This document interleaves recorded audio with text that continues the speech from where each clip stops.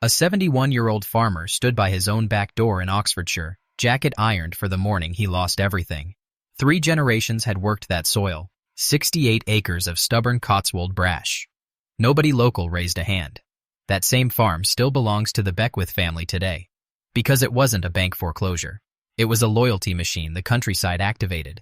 And by the end of this, the only question you'll have is why more farmers didn't see this pattern first. Hold Farm began as most small Cotswold farms begin.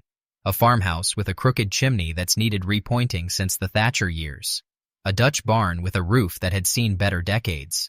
Land that had fed a family through 2 world wars, a great many bad harvests, and at least one summer so wet, the wheat simply gave up and lay down in the mud. Harold Beckwith, the farmer, whose father had farmed it and whose grandfather before him had borrowed against the farm in the 90s, the way a great many small farmers did, to buy a combine he genuinely needed and couldn't otherwise afford. 2 bad harvests in a row. A wet summer that rotted half the barley in the ground before it could even be cut. A wife's illness that ate through what savings remained, the way illness always does, quietly and completely. The London investment firm thought they were acquiring distressed assets cheap. They were in practice writing the opening scene of the most effective farming protest in British history. And they paid for every episode. The auctioneer set up on the tailgate of a Land Rover Defender because of course it was a Defender. 68 acres, farmhouse, outbuildings, machinery listed. He read it the way you read something you've stopped letting yourself feel because feeling it every single time would be unbearable.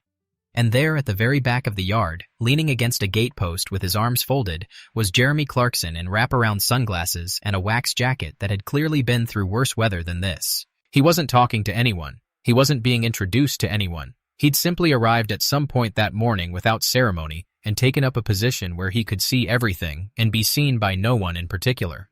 Which, if you know anything about Jeremy Clarkson's reputation for showing up at agricultural events across the Cotswolds, is itself rather suspicious. Understatement has never historically been his strongest suit. The London firm's man raised his figure, insultingly low. The kind of figure that covers the bank's debt and leaves the family with essentially nothing to show for 41 years of 5 o'clock starts. Harold's daughter's hand found her father's arm and stayed there. That was the moment. Clarkson by the gatepost pushed his sunglasses up onto his head and said in a voice that half the yard suddenly simultaneously recognized, "That seems a bit stingy if I'm honest." There was a pause, the kind of pause a village remembers for years. The coffee earned by all accounts briefly stopped pouring itself. "Sorry." "Who are you?" said the auctioneer, not unreasonably. "Just a chap who likes this bit of countryside," came the reply. "Carry on. I'll bid when it's worth bidding. If you know the reputation Jeremy Clarkson has built over the last decade."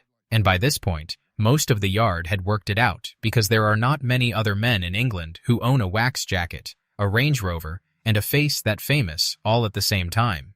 Then you will not be terribly surprised by what came next. Clarkson did not bid low. Clarkson did not bid politely. Clarkson bid the way by all reports he does most things, with a slightly theatrical enjoyment of watching the other man's face change with every raise of his hand. 1,000 became 15. 15 became 22.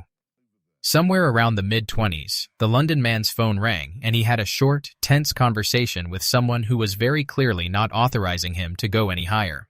He folded the way men in sharp overcoats tend to when the number stops making commercial sense and starts making a point instead.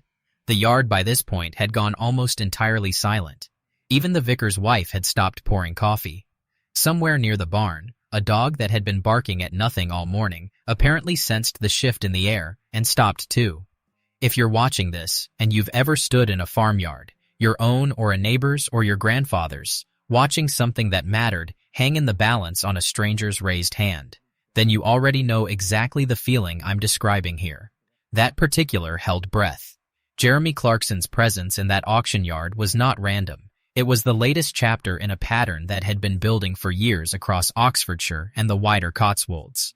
A pattern of buying land nobody else wanted, employing people the cities had stopped noticing, and insisting loudly and often on television and in print that the countryside is worth more than the spreadsheets say it is. Now, here is the part that even most people who follow this story closely have never fully joined up. Some say Clarkson paid the full amount there and then in a check written on the tailgate of the Defender, using his own knee as a desk. Some say he insisted the deed go back into Harold's name outright. No strings, no mortgage, nothing. Simply handed the farm back to the family it had always belonged to and told the solicitor to sort the paperwork out, however, was legally tidiest. What we do know, what is not folklore, what is simply fact, printed in accounts and annual reports and interviews on the public record, is that Jeremy Clarkson has spent the last several years doing quietly and repeatedly and at genuine financial risk to himself. Precisely the sort of thing this story imagines him doing in one dramatic morning. Clarkson's Hawkstone Brewery, built from scratch in Oxfordshire, using barley grown within a handful of miles of the farm. Not the cheapest barley the commodity markets could offer, but barley bought at a fair price from local growers who otherwise had no real choice but to accept whatever the wholesalers felt like paying that season. 21.3 million annual revenue in 2025. 134% growth rate. $75 million valuation. $50 million Carlsberg offer rejected. Clarkson's farm shop that limits its own stock to whatever can be sourced within 16 miles by policy, by choice, because the man behind it decided that mattered more than convenience or margin. $2 million estimated annual revenue. 25,000 annual visitors. Q phenomenon that became a weekly ritual. The 16-mile sourcing restriction became a loyalty machine that Tesco, with $65 billion in annual revenue, cannot replicate. The failure is the product. It is the most counterintuitive business model in British broadcasting history. You cannot manufacture that. You can only find it and then point a camera at it. Clarkson's farm isn't the business. Clarkson's farm is the film set, and Amazon was paying the rent. $10 to $12 million Amazon annual payment. Clarkson's Diddly Squat proved it. $144 year one profit. $45 million total farm valuation. The math does not lie. That is not farming. That is a media-powered agricultural enterprise.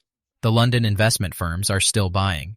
The banks are still circulating the polite letters that turn into require.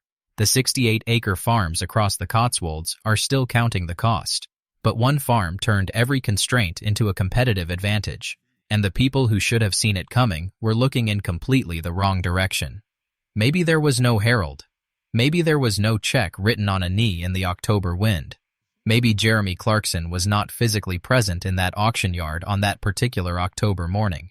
But somewhere in Oxfordshire, in 100 smaller, less dramatic, far less cinematic ways, that particular morning has been happening for years, one fair price and one guaranteed contract at a time.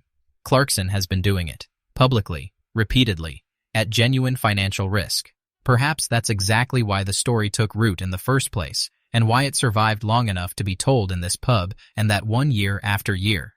Villages don't generally invent legends about strangers. They invent them about people whose character already fits the shape of the tale being told about them. Jeremy Clarkson's character fits this story rather too well. If a tale like that is the kind of thing that keeps you coming back to this corner of the internet, then you are exactly the sort of viewer we make these for. Do subscribe if you haven't already, and tap that notification bell so you don't miss where we go next. Drop a comment and tell me, do you think a story like this has to be entirely true to be entirely worth telling? I'd genuinely love to know what you think. Did you visit Diddly Squat? And if you did, was the honey worth the queue? Thank you, as ever, for spending this time with us. We'll see you in the next one.